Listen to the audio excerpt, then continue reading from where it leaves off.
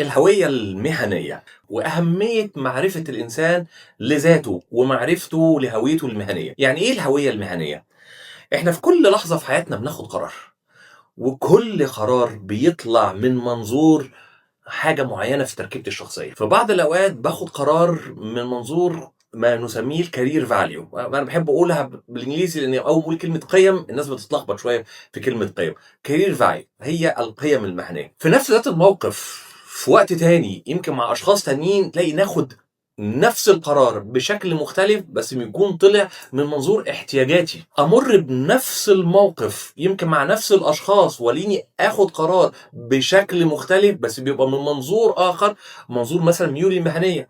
وتتعدد عناصر التركيبه الشخصيه او التركيبه المهنيه للانسان، فتلاقي في بعض الاوقات انا بقعد بحتار ازاي انا في نفس الموقف ده خدت القرار، ولما تعرضت لنفس الموقف تاني خدت قرار تاني، وبعدين خدت قرار تالت. المواقف ما بتتغيرش بس انا قراراتي بتتغير. ده هيودينا لسؤال مهم جدا: الناس بتشوفني ازاي؟